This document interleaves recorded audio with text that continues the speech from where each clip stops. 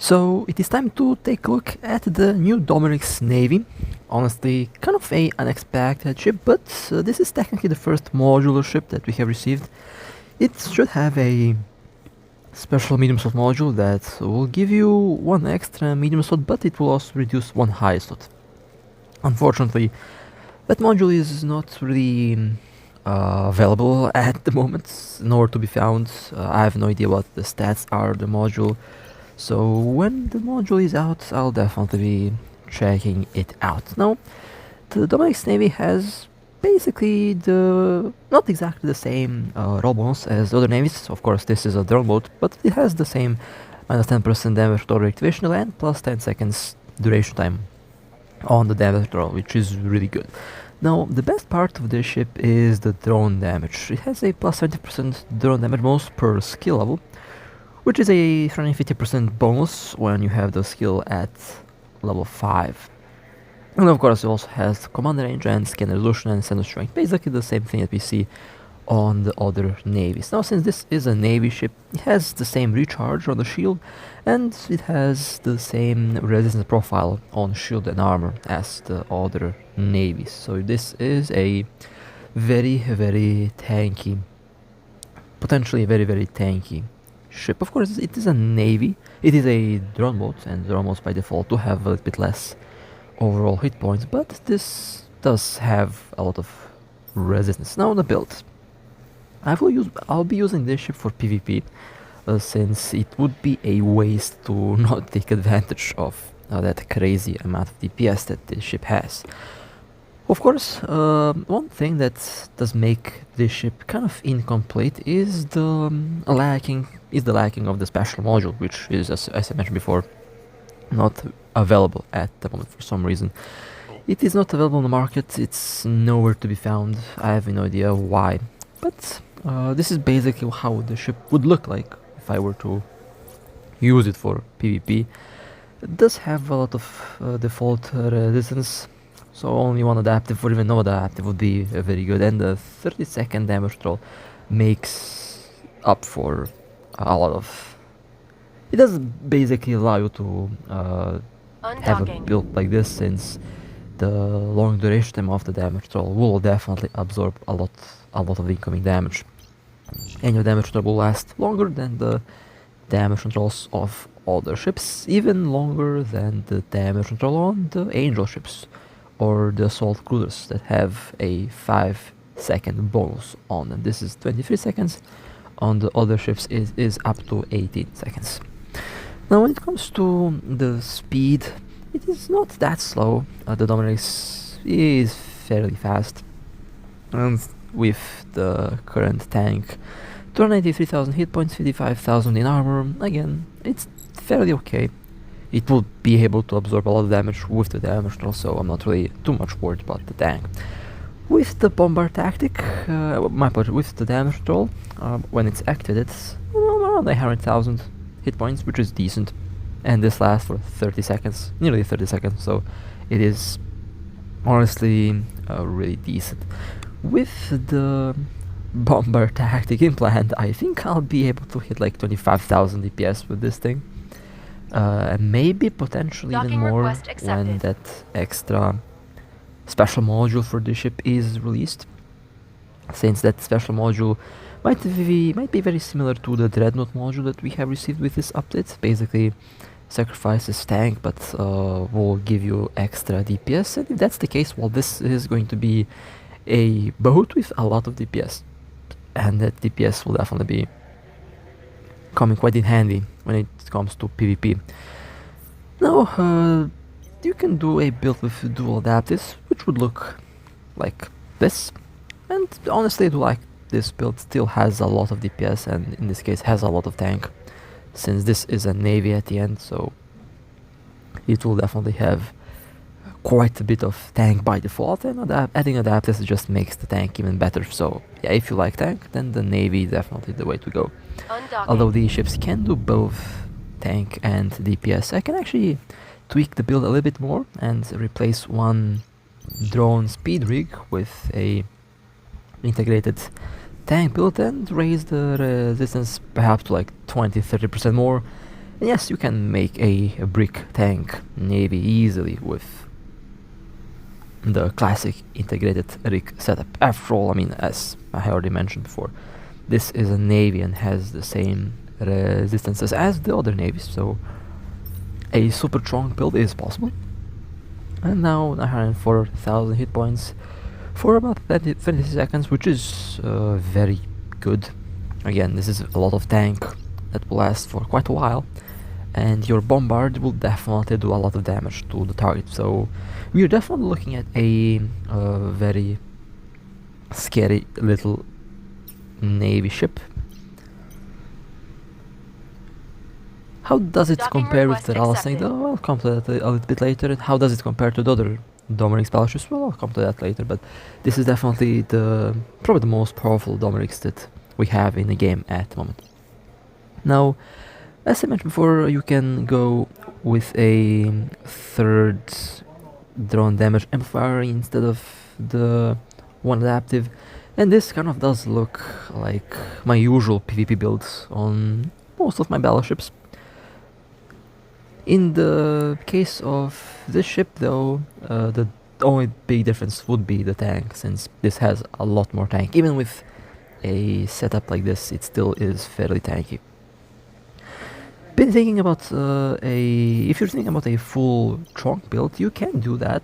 You can do a full trunk navy, although a full trunk build would work best if you do have tank rigs. In this case, I don't have tank rigs, but if you do want to go with a full integrated setup, you can, and you can technically do something like this for a fleet, and basically can serve as a bait ship, since it technically should be very tanky. Even with my current setup here, I should be getting above 83% resistance. We're about to find out.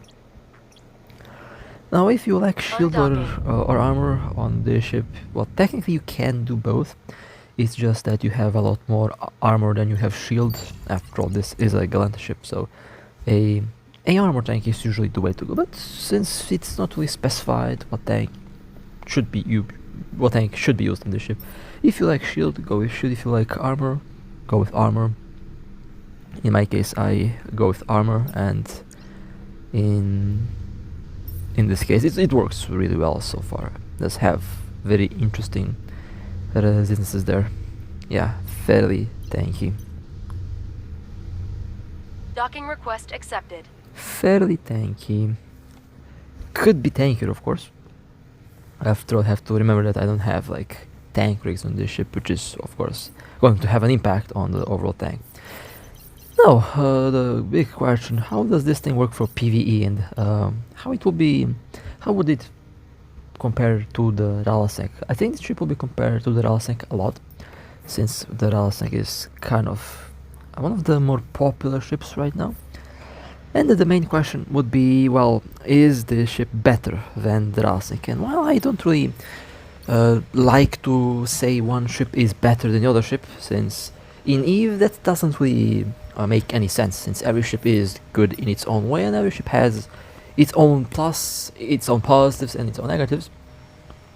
The advantage of the Dominix Navy, or should I say the advantage of the Dominix hull in general, is the fact that it has a bonus on all the drones. It can use light scout drones, can use like medium drones and large ones, sentry drones as well. The Gallente can't. With the Gallente you're kind of stuck only with the large drones, but the Gallente does get a very juicy roll bonus. I think it's like 475% default bonus on damage on the drones, so the Gallente does have a lot of DPS. And there is also the Nestor, which is basically the king of drone DPS. Now, is the Nestor still the king of drone DPS? Well, that's one thing that I'll have to check out myself again, since I believe that the Dominix might actually have the highest DPS output out of any drone boat at the moment. And the only thing that is going to prevent me from testing it out is that special module, or should I say the lack of it. When we do get the special module for this ship, I'll definitely compare the Gallente, Nestor and the Dominix, since I think it's kind of fun to see which one of these ships will be able to pull off the most DPS. But I believe with the special module, this Dominix can definitely become the king of overall drone DPS. It's just a question how much extra damage you get from that special module. And since this is technically a modular ship, it will be also fun to test out how the overall effect of the module will change the overall drone boat meta at the moment. And well, this is kind of the PvE build that you can use if you like. Now, you do have some extra modules for the drones. Basically, you can enhance their speed or their tracking speed. And this is exactly what I'm about to equip on the Dominix Navy. We'll be equipping a omnidirectional tracking link and a speed mod for the drones. They are very good to be used when in PvP fighting, let's say, smaller ships. They will help you to basically catch and track the smaller ships faster. Will work perfectly fine with the small, large and medium drones. And does enhance the optimal range of the drones, which is also very nice. So, let's quickly just take a look at the Rattlesnake and at the Dominix Navy on the little comparator that we have here. So, as I mentioned before, the Rattlesnake does have a very big roll bonus on large drones. I think it should be like 475%. We're about to check that out. But yeah, the Rattlesnake does have definitely the highest roll bonus on the highest damage. 480% damage. Okay, 480% large drone damage on the large drones, and it does have a hit point bonus. And when we compare the roll bonuses, the Dominix definitely, I mean, obviously the Rattlesnake will have a better damage roll bonus, but when you look at the skill up roll bonuses, yeah, that's where the Dominix pulls ahead a lot. Of course, big difference. The Rattlesnake is using advanced skills, much easier to scale with the Rattlesnake. The Dominix is using expert skills, which do take a while to basically finish. And of course, the Dominix does have a lot more overall hit points, since it does have a very interesting resistance profile. It's a navy after all. But the damage output does look very similar, and it definitely does deserve to have a video on its own where I compare these two ships side by side. But I believe, and this is basically without the module being released yet, but I believe that the new special module on the Dominix will definitely pull ahead of all the other drone modes. So the Dominix Navy might very well be the highest DPS drone boat in eVehicles at the moment. How much though, we will find out, I guess, when the module is out. I don't know why the module hasn't been released yet. Maybe they figured out it was way too strong and they decided to nerf it a little bit. I don't know. But it all depends on that special module, and when that module is out and released, I will make sure to get my hands on it and I will be using it. The Dominix Navy definitely stays in my hangar. I'm not going to be selling the ship. I am going to be flying it, since I think it's going to be funny and interesting to actually fly a modular ship into PvP.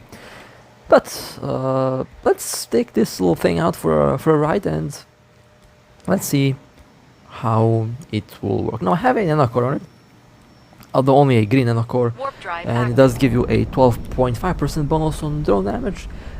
It is definitely worth, and if you want to go with a nanocore on this ship, if you already have a nanocore for the Dominix, and if it is like leveled up and such, you can definitely expect some very scary DPS out of this thing. So yeah, if you do like the Dominix, if you were looking for an upgrade over the Dominix, then the Navy is definitely a solid and valid choice. We will see. I mean, that new module, that's still not, I mean, it technically is released, right, but it is for some reason unavailable on the market or anywhere. I was trying to find it. It's in the game. The module is in the game. It's just for some reason hidden. It's not visible. Kind of weird, kind of dumb, I would say, but maybe they have a reason for it. I don't know. Again, there's a chance. There's a chance. If you have, let's say, a maxed out DPS nanocore for this ship, if you have like the strongest drones like I do have right now, if you have some maybe X type modules or the highest tier damage mod, right? And if you have tier 4 rigs and a level 45 bombard attack implant, you could maybe, and I'm just saying like maybe right off my head right now, but you could maybe have like 50 plus thousand DPS on this thing, which would be absolutely insane. And yeah, that's basically what's close to super capital level DPS on a battleship. Again, all depends on the module, and maybe I will actually go and upgrade an Anokor for this thing, because this thing has a lot of DPS, and I would definitely love to see how much DPS I can pull out of this thing. I mean, I have a bombard tactic implant, not the highest level or anything, but it's getting the job done. And I might even just go all in bombard tactic implant. Who knows? Thank God that the IP has been reduced. Still 10 billion. It's still high, but at least it's not like 50 billion. So definitely better than what it used to be. It's still pricey. It is still a juicy kill mail. It still costs a lot, obviously, but thankfully it is not as expensive as it used to be. All the navies have their prices, or have their IP prices been. We're under attack. I cannot speak today apparently. All of the navies have their IP costs reduced, and that's a good thing. Even the faction cruiser, the special faction cruisers are now reasonably priced. They will not break your bank anymore, and the navy frigates are also finally reasonably priced. They are no longer 25 billion kill mails each. They are now very close, very similar to the other faction cruisers. And honestly, we have been waiting for this for quite a while, and that's honestly a fantastic update just because of the IP reduction. It's something that we have been asking for a while, and we have finally, for the love of God, we finally received that. So very grateful for that they have actually reduced the IP costs on these ships. So now more players can actually enjoy flying these ships without being like worried about having a 50 billion ISK loss mail attached to their name. So yeah, that's this update's probably one of the better updates in a while, just because of how many new things have been added and how many things have overall been changed and improved. Honestly, I don't really see much that I can complain about this update. Usually in every update I can complain about a lot of things, but this update is a bit different. Even the ships are not really out of the boxes. The new Venture, for example, is not from a box. You can't buy that from a box. You have to make it. You have to build it. This ship is available from the new missions. If you run the new missions, you can get the Dominix Navy optional box, or basically you can get any optional box as a mission reward. So I guess that's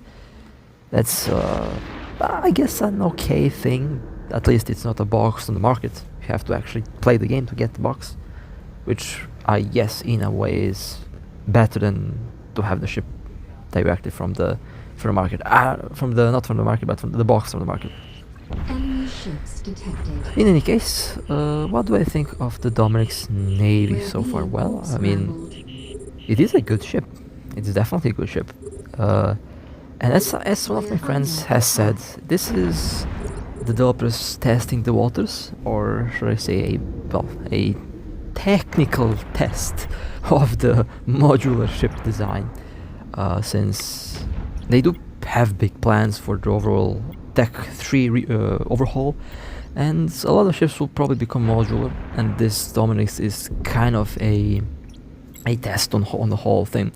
Now the ship works, the module, I don't know if the module works, since the module is kind of invisible at the moment. But the ship itself is pretty nice, and if they do something similar to all the ships in the game, for example, if all the ships do get some special modules that you can use, and basically modules that completely can change the role of the ship, that's going to be very fun, and that's going to be honestly something unique and different that we kind of been not demanding, but we kind of needed something refreshing like that. So that is definitely seems to be going on a good track so far. Of course, I will have to check the module myself first, before I can definitely give a guarantee, but when the module is out, I'll be taking a look at it, and I will definitely tell you, and of course we'll have a video for it, on how that module works and what that module does. So that's definitely a good thing. And the venture core drops, yes, I will be fine that. Apparently it doesn't have any lock-on delay, which is kind of funny. My venture core drops will be a PvP venture, by the way, so yeah, that's something that I am looking forward to. Cannot wait to actually fly that thing. It's gonna be hilarious to... It's going to be hilarious. It's basically like the classic venture, but cloaky, and it's just insane. I love that. But anyway, the Dominix Navy. If you would like to try this ship out, I definitely would suggest that you give it a shot. It's potentially the highest DPS drone boat in the game. Autopilot engaged.